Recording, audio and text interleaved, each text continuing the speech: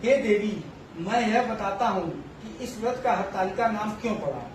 तुमको सखियां हर ले गई थी, इसी से हरतालिका नाम पड़ा। पार्वती जी ने कहा, हे प्रभु, आपने नाम तो बताया, अब विधि भी बताएं, इसका क्या पुण्य है, क्या फल है, यह व्रत कौन करे।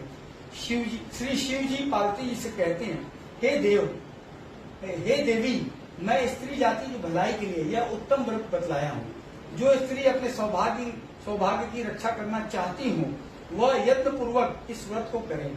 पहले केले के खंभे आदि से सुशोभित कर एक सुंदर मंडप बनाओ। उसमें रंग बिरंगे रेशमी कपड़ों से चंदवा लगाकर चंदन आदि सुगंधित द्रव्यों से यह मंडप लिखवाएं।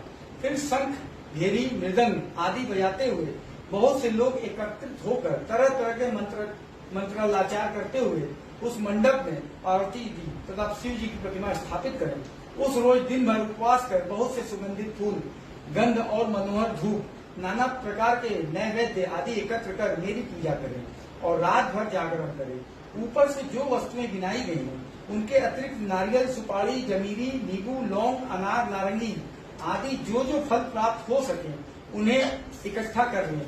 उस ऋतु में जो फल तथा फूल मिल सके विशेष रूप से रखें। इसके बाद धूप दीपादि से पूजन कर प्रार्थना करें, हे शिव, शिव रूपिणी, हे मंगले, सब अर्थों को देने वाली हे देवी, हे शिव रूपे, आपको नमस्कार है।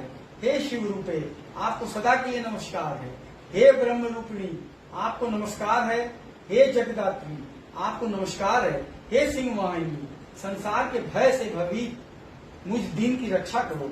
इस कामना की पूर्ति के लिए मैंने आपकी पूजा की है। हे पार्वती, मुझे राज्य और सौभाग्य दे, मुझ पर प्रसन्न हो।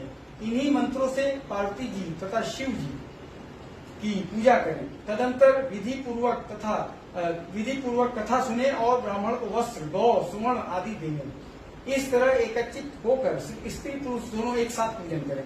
फिर वस्त्र आदि जो कुछ भी हो उसका संकल्प करें। हे देवी, जो स्त्री इस प्रकार पूजन करती है वह सब पापों से छूट जाती है और उसे 7 जन्म तक सुख तथा सौभाग्य प्राप्त होता है। जो स्त्री तृतीया तिथि का व्रत न कर अन्न भक्षण करती हैं, तो वह 7 जन्म तक बंध्या रहती हैं और उसको बार बार विधवा होना पड़ता है। वह सदा दरिद्री, पुत्र शोक से शोकाकुल, स्वभाव की लड़ाकी, सदा दुख भोगने वाली होती हैं और उपवास न करने वाली स्त्री अंत में घोर नरक में जाती है।